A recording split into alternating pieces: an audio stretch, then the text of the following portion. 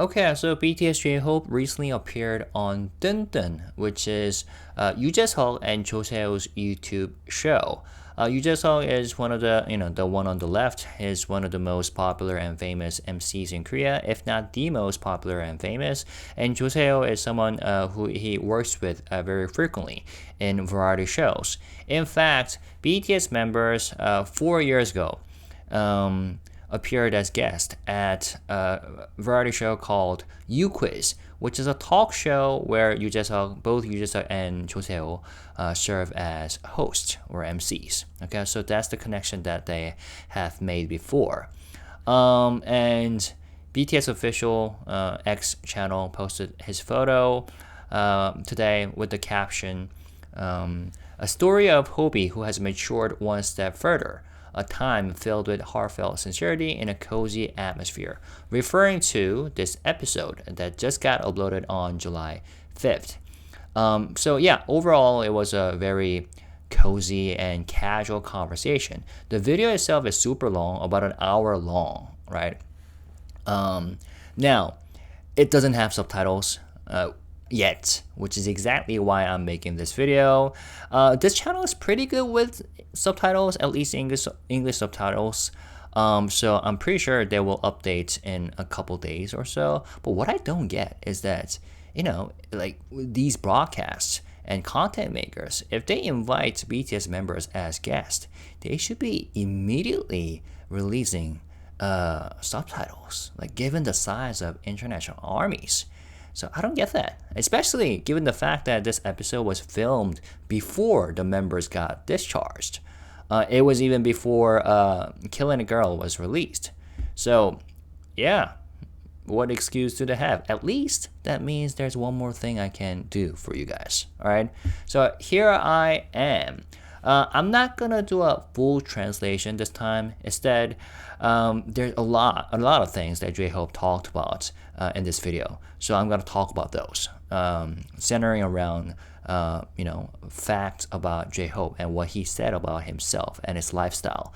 Some of the stuff we have already learned from him when he appeared in multiple variety shows in the past few months. But some of the things I learned for the first time, okay? So let's start with military service.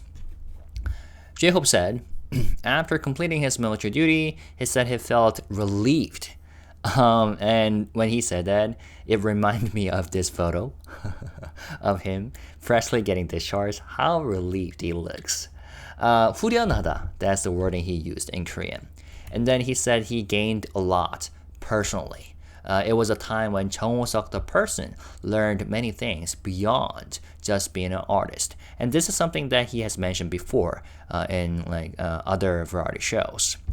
And then he also talked about his childhood and family. So he had a nickname as a kid, Acorn. And he still does have a nickname, Totori, Acorn. And I didn't know why he had that. But then, based on this video, it was because of his head shape. First of all, he started dancing around age 13, and his parents were supportive even when he shaved his head for a trendy dance style, he said. And the nickname Acorn came from his head style. And he briefly talked about his neat head shape, like a beautiful head shape that Yoo Jae-suk complimented for. That's because he thought it's thanks to his parents' care as a baby. So apparently in Korea, I just did a quick research, like parents care about the shape of their babies' heads, and then depending on how they lay their babies on bed, the shape of your baby's head could change. I didn't know that. I don't know if that's scientific or proven, but there you go. And he talked about his relationship with his parents. He still listens to his parents. And when they tell him to eat well or do something, he always replies politely, like, yeah, 알겠습니다. Something like, yes, ma'am. And he calls his mom 엄니. And he calls his dad 파더. Father in Korean. So that's the names that he refers to his parents by. And he has a close bond with his older sister, though they weren't around each other much growing up since she studied abroad. And oh, here's a photo that I found. This is a photo that was uploaded on like military website for Parents' Day. So here's J-Hope holding a nice, cute letter to his mom and dad that he wrote while he was in the military, celebrating Parents' Day. And we have already seen J-Hope's sister when they appeared at 나 혼자 산다, I Live Alone, the raw content on NBC. So she studied abroad when J-Hope was young, so they didn't get to spend much time when he was young. But then that means that they became tighter once they got older and got to spend more time with each other. And then 누나, so his older sister even refers to him by son, like 아들, just like his parents. So that was pretty interesting, funny. And then J-Hope was raised mostly by his grandmother, who told him that he was such a considerate kid who cares about others. And, you know, we all know he still is a super considerate person. So they talked about that. And 조세호, one of the hosts during the show, also talked about how polite and considerate J-Hope is by saying whenever they talk to each other through a 카톡, J-Hope always adds like cute emojis or kind-hearted emojis. All right, so that was that. And then let's talk about his dance memory when he was young. So he remembers performing at a school retreat in elementary school and loving the attention. This was something that he has talked about before, so we have already heard about that. And even if it was just freestyle, the response from the audience made his heart race. And that particular moment made him realize that he wanted to dance. So he told his parents immediately how excited he felt that this was his calling. And back then, he danced to songs like Beyonce's Crazy in Love, which was often played during like dance intros on many Korean TV shows, including X-Men, where Lee Jae-suk served as an MC back then. So that was that. Yeah. And we love his dance style, right? And dance is his life. Music is his life, and dance is also J-Hope's life. And then what about his daily life and routine? J-Hope shared that he's an early riser by nature, and in the mornings he usually eats an apple. We already know about that, right? And if he's hungrier, he will fry just around 2 fried eggs. And then on days when he's craving something more, he spreads peanut butter on toast.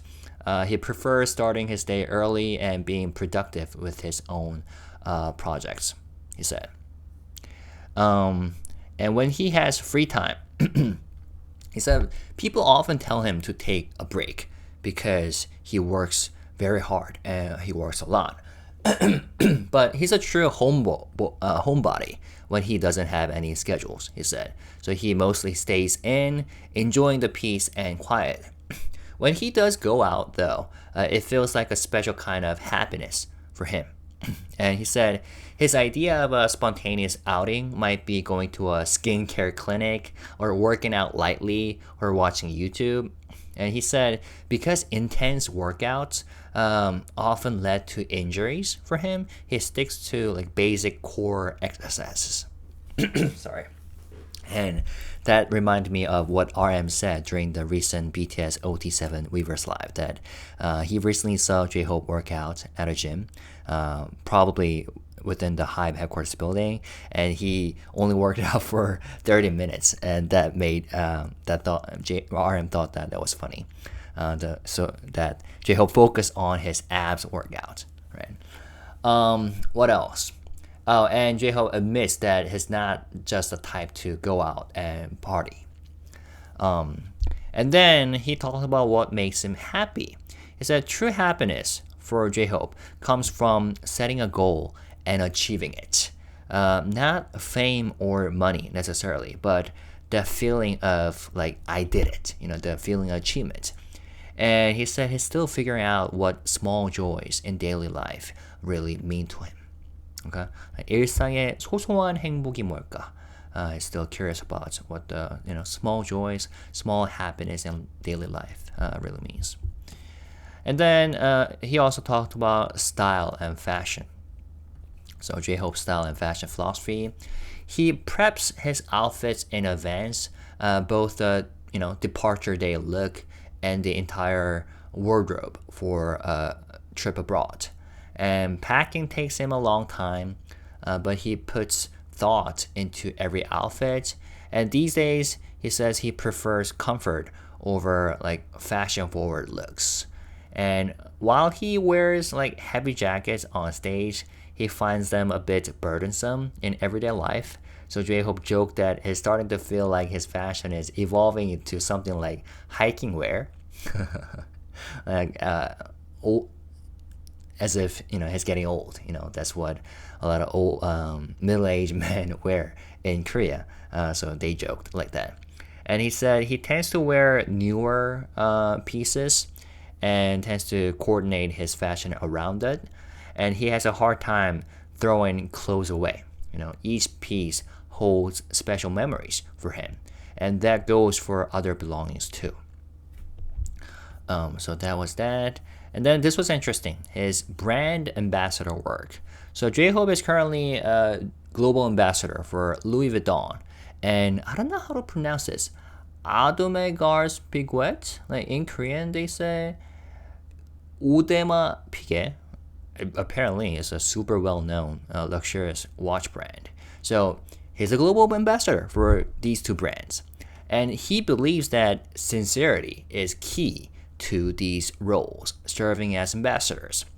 And he says that he holds genuine interest and affection for these brands, and then he tries to wear those pretty often. And he also shared a personal story where the first luxury watch that he bought after achieving success was from this brand, Audemars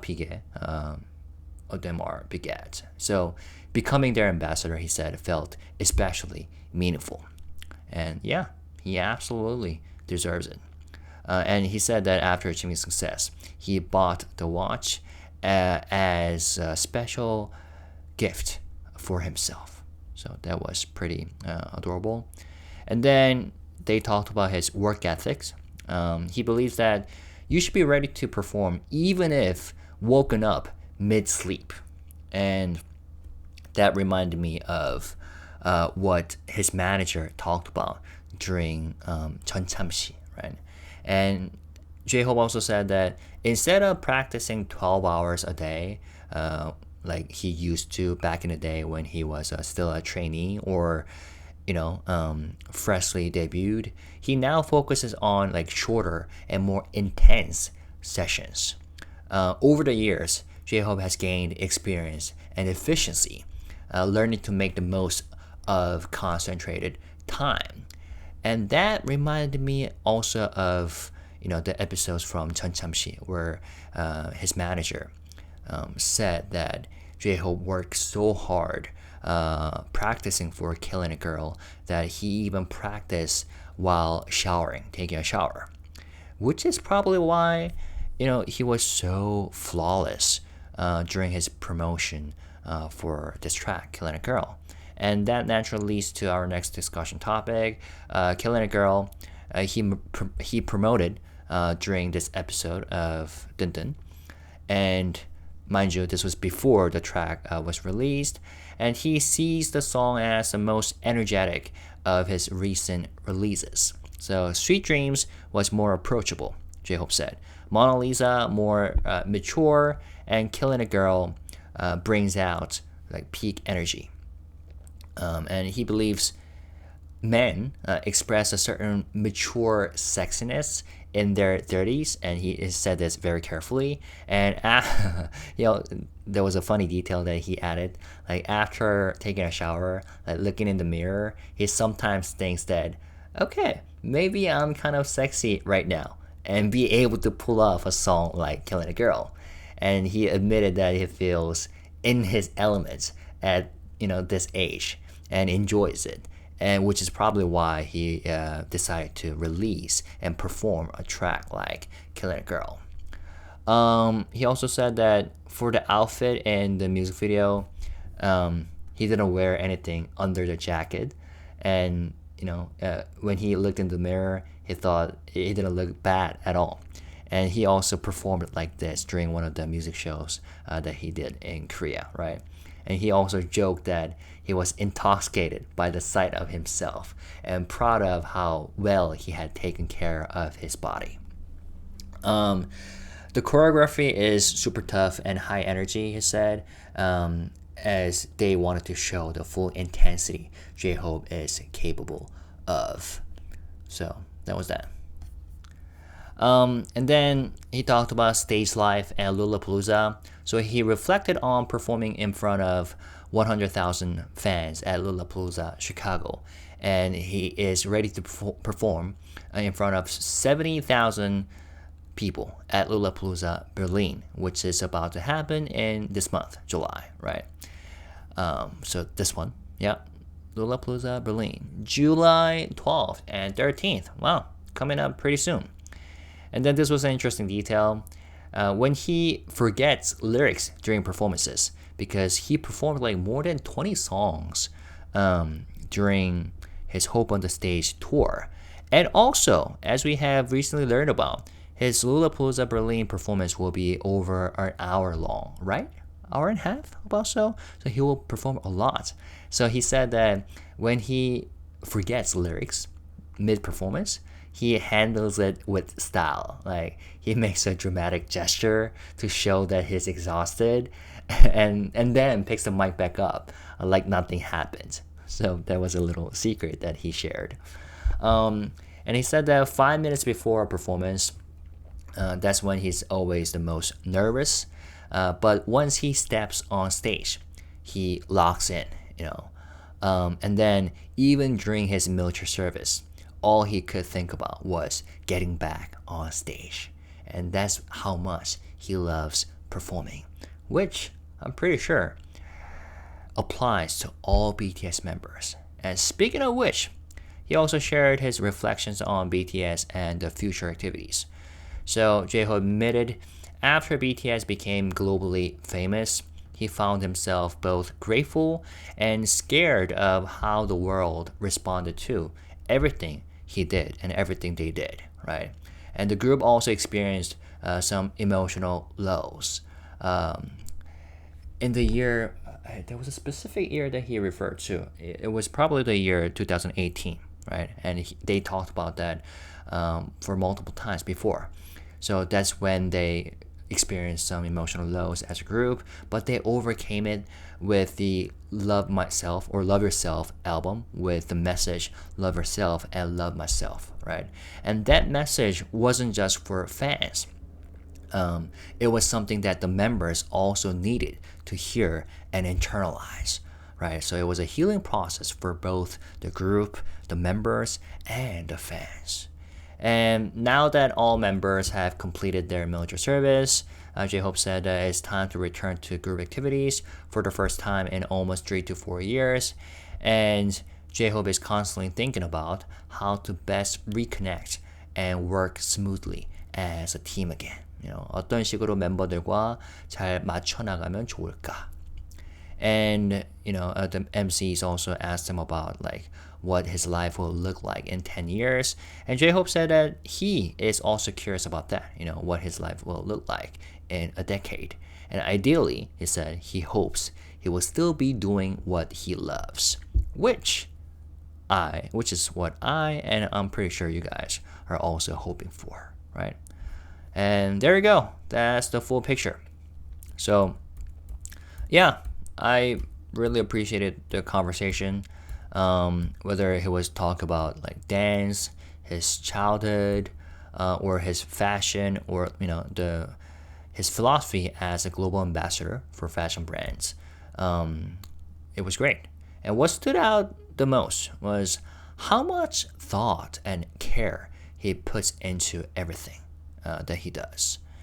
and also how considerate he is for what he does and for other people, right?